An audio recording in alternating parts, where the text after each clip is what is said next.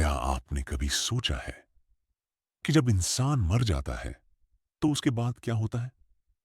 क्या सब कुछ वहीं खत्म हो जाता है या फिर असली कहानी वहीं से शुरू होती है? चलो देखते हैं। एक शांत रात थी। कमरे में हल्की रोशनी थी और एक इंसान अपने बिस्तर पर बिल्कुल स्थिर पड़ा था। धीरे धीरे उसकी सांसें रुक गईं और उसी पल कुछ अजीब हुआ। उसके शरीर से एक हल्की सी रोशनी निकलने लगी। वो उसकी आत्मा थी जो अब इस दुनिया को छोड़ रही थी। आत्मा अपने ही शरीर को देख रही थी। उसे समझ नहीं आ रहा था कि आखिर उसके साथ क्या हो रहा है।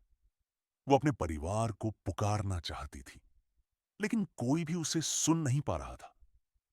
तभी अचानक कमरे का माहौल बदल गया। चारों तरफ अंधेरा छा गया और उस अंधेरे में से कुछ डरावनी परछाइयां सामने आईं। ये यमदूत थे जो आत्मा को अपने साथ ले जाने आए थे। आत्मा डर गई। वो भागना चाहती थी, लेकिन अब बहुत देर हो चुकी थी। यमदूत उसे अपने साथ ले गए, एक ऐसी जगह जहां से वापस आना संभव नहीं था। रास्ते में आत्मा को अपने जीवन के हर पल याद आने लगे।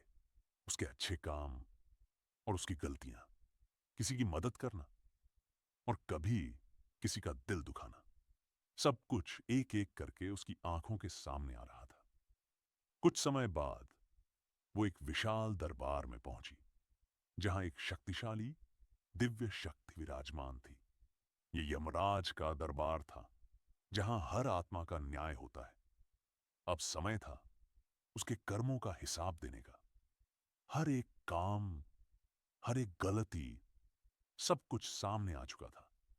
अगर अच्छे कर्म ज्यादा हों तो स्वर्ग मिलता है, और अगर बुरे कर्म ज्यादा हों तो नरक की सजा मिलती है।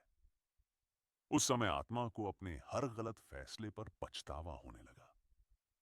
वो सोचने लगी, काश मैंने अपने जीवन में और अच्छे काम किए होते।